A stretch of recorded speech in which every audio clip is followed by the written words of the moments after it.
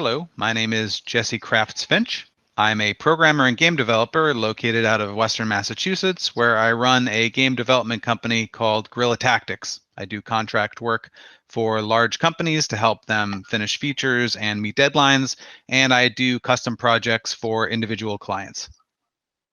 I've been using Bolt for several years now on 3 commercial projects and several personal projects. And this presentation is going to be basically me sharing my recommended practices for using Bolt. I want to be clear that these are not necessarily the best practices. I think it's arrogant to say that something's the best practice. And I always think there are multiple ways to achieve the same goal based on your project needs. These are simply the ways that I have found and recommend that you use Bolt to get the best experience with it. In this presentation, I'm going to assume some knowledge of Bolt, but in case you don't have any, I'm going to give a quick overview of what it is and how it works, and then dive into the details. I'm going to go through this pretty quickly, so if you could hold any questions or comments you have until the end, we'll have more than enough time to talk about it afterwards. At its simplest, Bolt is a visual graph editor. That means it's similar to the VFX graph and shader graph. It's going to try and turn the experience of coding in text to one of dragging and dropping nodes on a graph. And for controlling application flow and input control, it works really well. When people try and bill it as an entire replacement for programming in a game, I'm going to have to give that a big nope. Before we really jump into the recommended practices, though, let's give a brief overview of how Bolt works in Unity. The Bolt system is made up of 2 major components, state graphs and flow graphs. State graphs are containers. They hold references to other state graphs and flow graphs, and then also establish the transitions between them. Flow graphs are where your game logic happens. It's where you call methods on your scripts and you actually control what's happening in the game. A flow graph will be where you're listening for input and determine based on the input where you're going to go and what you're going to do.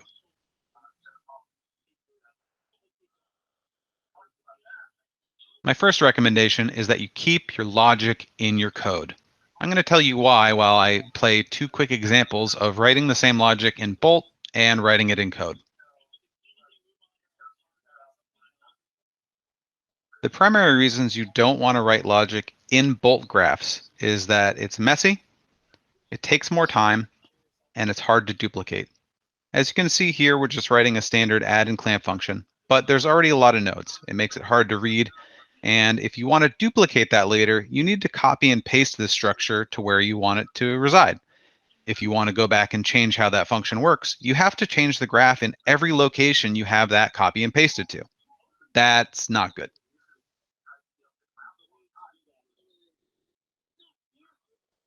When we compare that to writing our logic in code, it's much better. We can write our logic easily. It all resides in one place.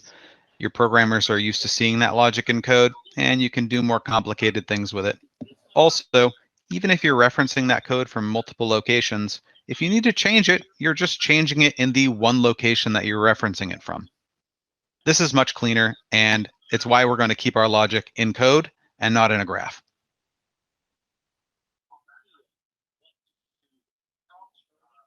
Just a note on the word logic. I've just recommended that you keep your game logic in code and keep it out of Bolt.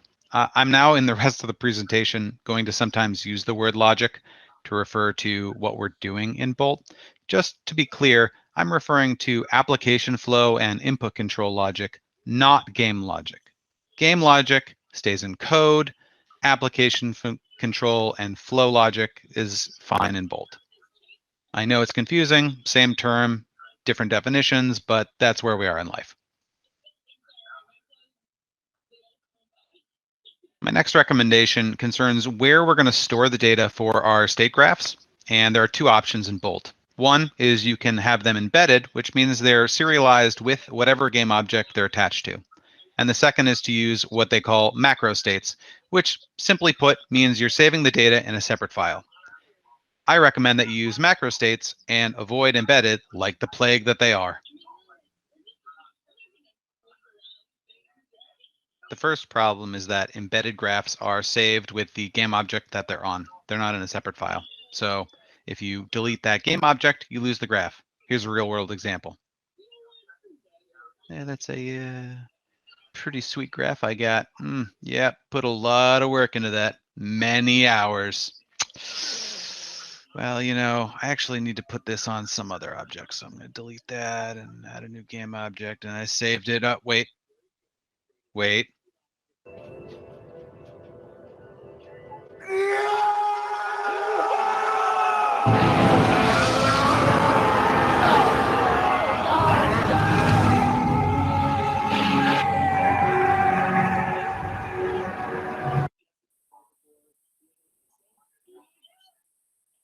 The second problem you run into is less dramatic, but still important. Let's say you have a pop-up, and it's got a nice embedded state graph, shows the pop-up, waits for the input, and then closes the pop-up. This is something you might want to have used in multiple locations. You might want to reuse that graph. But because it's embedded, there's no easy way to copy that functionality to another graph or another object.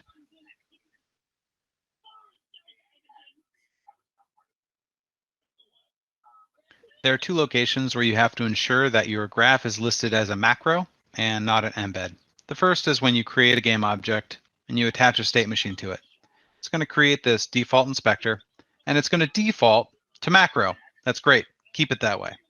You'll be able to select either an existing macro that you have, or you'll be able to create a new one and save it in the file that you want. Right now, we're just going to select app flow, and now we can open it. All right.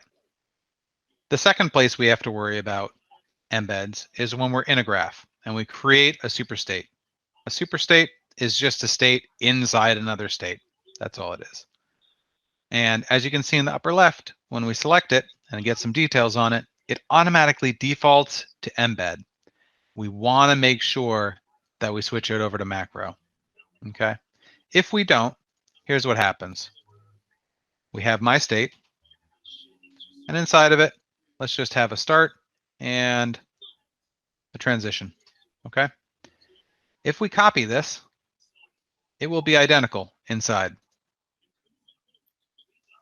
But if we change one of them, that change is not propagated to the other. That can be confusing, problematic, etc. So instead, what we're going to do is we're going to make sure, like the game screen, we're using a macro. If we copy this game screen over here, because we want to access it from some other location or whatever your use case is, we can look inside and see that this is what we have, playing the game after start. If we create a new transition here, and we go back out and over to this game screen, the change propagates to all game screens that use that macro. And that's the second benefit. One, you can't accidentally delete it. And two, you can reuse the functionality and the states in multiple locations. Is this for Mr. Robot cosplay? My third recommendation is that you use static strings for both events rather than manually inputting strings into the graph.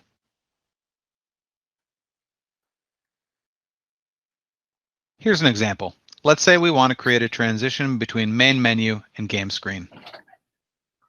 We have to trigger this transition somehow, and a standard way of doing that is by listening to a bolt event. We're going to go in here, add a node for custom event, and have that cause the transition trigger. In here, we're going to say, well, because it's between main menu and the game screen, it's new game. Okay? Anytime an event is fired with new game, we're going to trigger the transition. However, because you're manually entering the string, you run into the problems with strings that you have everywhere. Let's say that there is some other state that you want to transition to the game screen from. We create a transition. We create a custom event. And now we have to remember what that other event is. I don't remember. So I'm going to go back. New game. Okay. I'm going to go back over here. New game. And there's the other problem. Misspelling. Happens to everybody. and then you spend an hour debugging something to only find out that you put in the name wrong. So that's a little taste of why using strings is a bad idea. If we go into code in the scene controller, let's say we want to trigger an event. Custom event, trigger. We give it this game object and the string name, new game. Again, we're relying on strings and the human error that goes along with them. Let's avoid this whole problem and just use static strings. To get static strings for bolt events working, there's a couple steps. Let's go through it one by one. First, we're going to create a script. We're going to call it bolt events. When we open it in editor, we can actually not have it be mono behavior. That's fine. But we do need to make it static. Now let's add our event, new game. And all that's going to do is get the name of the new game field. So now we have that. Great. Now we're going to go into our graph, into our transition, and we want to replace this manually input string with ours. So we're going to search for bolt events, and nothing pops up. That's because bolt mostly only auto detects mono behaviors. So if we wanted to detect bolt events, we need to specifically tell it to see it. We're going to go to Tools, Bolt, Unit Options Wizard, and we want to go over to Types. Once we're down there, we're going to add our type, bolt events. Boom. Generate. Now that that's regenerated, we can go back into the map, into our transition, and it should pop up. Boom. New game. Boom. Now we're accessing a static string, and we're not manually inputting it. We can copy this and put it elsewhere. So if we have another superstate with another transition, we can put it in here. Oh yeah, And also, if we're in our code, in the scene controller, instead of new game, we can just reference bolt events.new game. It was all of my computers. So And I that thought it was a bandwidth issue. is much cleaner and safer than manually inputting strings into your bolt that events. Brandon was also having issues with it because like we had somebody asking them a question at the end of My the, fourth recommended practice is to not use Bolt's variable They system. heard the question, My but I standard heard the response question. when anybody suggests using that variable system is, Yeah. Okay. So No, God! Okay. No, God, please, no! No! No! Tech disruption No! will happen. Yeah, but it's like not a big deal. I think it was just like a lot of little things would happen. I obviously have strong feelings about this. Nothing that we could have. Here's how Bolt wants you to use variables in the variable system for Bolt. You have an object, store1. On that object, you have a graph, your store graph. Inside that graph, we have our state graph and a flow graph called loadStore. In loadStore, we're calling storeController.loadStore, which takes a float for our data. We can manually add it here on the graph, but normally you're going to want to input that in code somewhere. So you're going to want access to a variable that you're setting outside of the graph. Here's the way that Bolt wants you to do that. You go to the object, store1. You go to variables, and you add store data. We're going to say it's a float, and we're going to add 3 as our data. Now, once we go into the graph, into the load store, we can say, we can see on the left here that we have access to store data. We drag that over here. We put that in there. Bada bing, bada boom, we got access. That seems nice. Now, it's been a while since I've used this variable system. I've been using a different one for quite a while now, so I might not remember all the problems with it, but let's just go through the ones I can think of off the top of my head.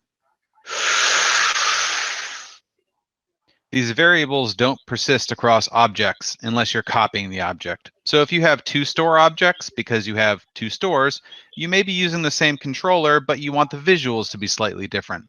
If you click on store 2, you can see that the variable is not there anymore. Store data exists on store 1, but not on store 2.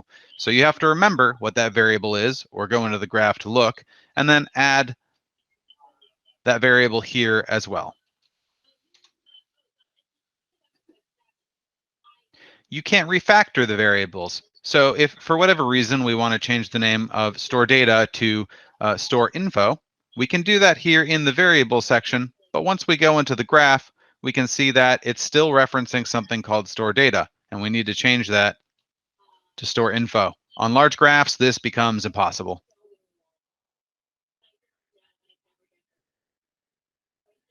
Now, instead of using the nonsense machine that is Bolt's variables, we're going to use our own. For every object, or for every graph that we have, we're going to create a variable script. We're going to keep the name short for usability. So we have our store, and we have store vars. Now we're going to go to our object, which references store, and we're going to add store vars. This is a simple example, but it's important to note that if you have any graph which references a store graph, you're going to need to have a store vars script on that object. This is a simple mono behavior, and we can edit it like that.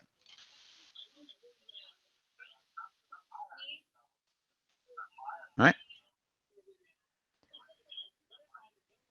Now, if we go into our graph, into load store, we still have our method call. And instead of dragging the variable from the left here, we're instead going to access store vars dot data. We're going to get it. It's important that whenever you try and access a field on a script, it's going to check and do get component on whatever object the graph is on. So in this case, that's why we have to attach store vars to the object that our store graph is on. Now we have access. If we go to our other store, we also need to add store vars. But unlike the previous situation where we would have to manually add all the variables that the graph needs access to, just by adding the script, we already know all the variables that needs access to, and we provide access to those variables.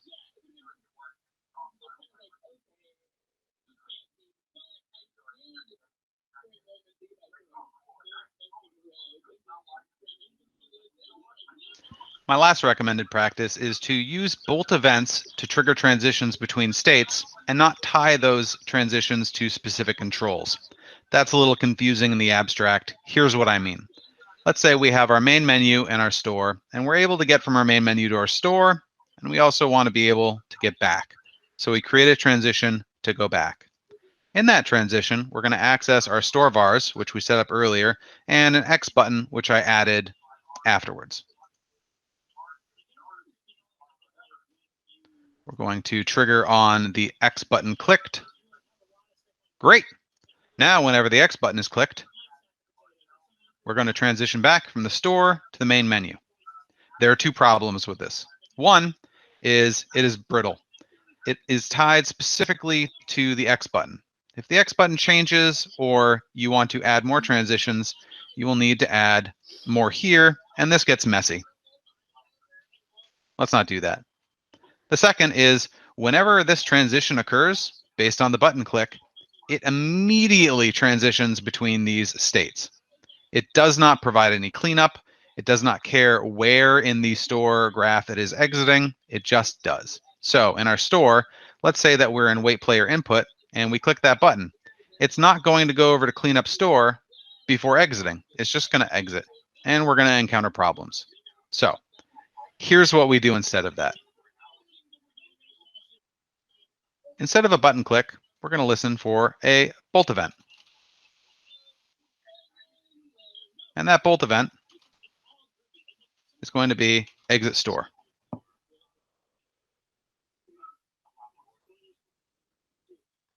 This already has one benefit. We can call exit store from code. We can call it from a graph. We can call it from wherever. Use a tuba outside. I don't care. Anywhere that you call it, it will transition to the next state. So we can have multiple triggers for that, which will cause the movement between the states without having to set up an obnoxious number of state transitions. The second benefit is that we can control when that event is triggered. In our case here, we have our wait for player input, and then we have our cleanup store. We want to make sure that cleanup store gets triggered and run before we actually exit the store. This cleanup could be canceling purchases, it could be closing windows, whatever it is, mopping the floors. So in this transition, this is where we listen for the button click. Now, when the user clicks the X button or any other input that we want to listen to, it will transition from wait for player input to cleanup store. In the cleanup store, we're going to clean up the store. We're just going to do a little simple log message here. Cleaning up, not partying. And then we're going to trigger a custom event. And that custom event is clearly going to be exit store. Great. Now, inside the store graph, it controls when it's going to exit. We listen for the button click. It transitions to cleanup. And that cleanup fires exit store, which triggers this transition. This allows for a lot more control and flexibility. So those are my 5 recommended practices for Bolt. Number 1, keep your game logic in code. Number 2, use macro states, not embedded states. Number 3, use static strings on a static class for Bolt events. Don't just type them in. 4, don't use Bolt's variable system. Number 4A, don't use Bolt's variable system. Number 5, use Bolt events to transition between state machines. Don't tie it to specific functionality. That's all I got for you today. I think if you follow those 5 recommendations, you will be better off than if you didn't. We now have some time for me to answer questions. If you have a question, please step up to the podium and I'll do my best to get through all of them, or embarrassingly, there will be no questions and we'll just sit here in silence.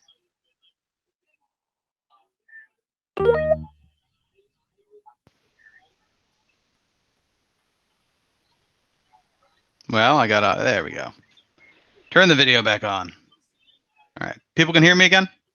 Thumbs up, thumbs up. Yeah, all right. Does anybody have any questions? It can either be about the recommended practices, or if you just have like basic Bolt questions like, what is it? What's Unity? Where am I? Why do I look like this? Etc. Just drop up to the QA spot. I will also drop by the networking room for a little bit afterwards. Andy, go for it. Thanks for the talk. Really interesting. Who uses Bolt? So you mentioned you've been a Bolt user. I gather by the fact that you're saying store your logic in code, you're also an experienced coder. Why do you use Bolt? I don't have much experience with Bolt, but I've done a lot of node-based programming languages that aren't Bolt, and I do that because I can't code yet. So who uses Bolt and why?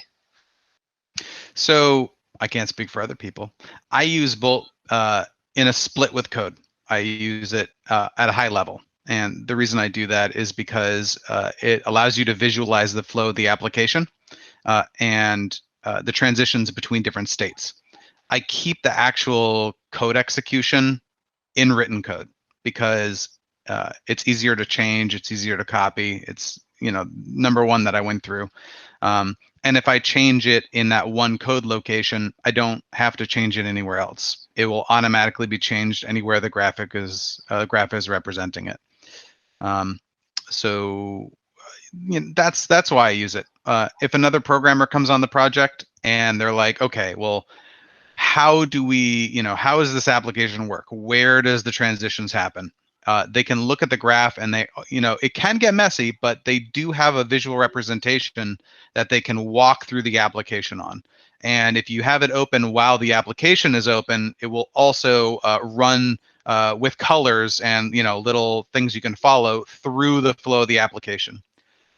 It also makes debugging a lot easier. So I use it for input control. So for example, when I'm at the main menu, it's only listening for main menu events. the click of the button, etc. It's not listening for character controller events. That might sound simple if you're dealing with just a main menu versus a game screen, but think about all the times you have your game screen, you have your character, able to be controlled, and you pop up the in-game menu, and suddenly you can still move your character when the in-game menu's popped up, right? With Bolt, I can just split the states apart and only listen to the events I want. And if for some reason something's not happening the way I want to, let's say I can't jump my character, it's easy to find out where in code that's happening, because I look in the state and I say, what code is being called during update? This code's being called, oh, I'm not checking for jump, etc. So I really like it for all of those reasons. If you can't code, and you're determined not to, you can use it for that. It's just going to get very messy. But if it's going to help you ship a game as opposed to not ship a game, go for it, All right. Eric, you're muted. Hey, great talk. I wanted a crash course on Bolt, and that was perfect. I got a question. I was considering using it on my current project for like a specific component of it, like AI behavior. I didn't. It sounds like you use it at a very high level often in your games. I didn't know if you had experience using it on just a portion of a game, and if you think that makes sense, or do you think I'll run into some trouble with that in your experience? I feel like I'm going to fall back on the standard programmer answer of it depends. It is a graph editor, so if you want to use it for AI, I don't see any reason why you can't or shouldn't. It's, you're fully able to do that. And I think if you just want to use it for that portion of your project, that would be fine. As with any new tool, I would highly recommend starting just a little sample project where your goal is not to produce an outcome, but is to learn how it functions. That will make it so you're not messing with your own code while you learn something, and will also make you not lose motivation. Behavioral science tells us that if we're trying to learn something with an outcome in mind, we tend to lose motivation when we don't, when we fail. But if we're focused on learning as an outcome, we end up not getting frustrated because it's just a part of learning. So I don't see any problem with doing what you want to do. I would just say try it in a little sample project first, mess around with it, see how things work, try and break it. And then you can put it in your project in the limited way you want. Got it. Thanks. Anybody else? We have 1 more minute. Exactly. Phil, you just walked in. Ask a question. Any question? No? All right. Speaking of which, this presentation is currently available on my website. I'll put it in chat to nearby. So if you want to re-go over it or whatever, it's there. It's down at the bottom of the page. It's available now. You can play it. And if you guys have, if you're trying to work through that stuff and you're trying to put it in your project and you have any questions, yeah, feel free to drop me a line. I'm both in the Boston, what is it? The Boston Slack channel for developers, and the Boston Game Devs, and I'm also in Mass Game Devs. So feel free to drop in. I'm always willing to help people out if they need some help with programming or with Bolt. But I'm gonna vacate the stage because it's time for the next talk. Thank you everybody for attending. I really appreciate it. I hope you got something out of it.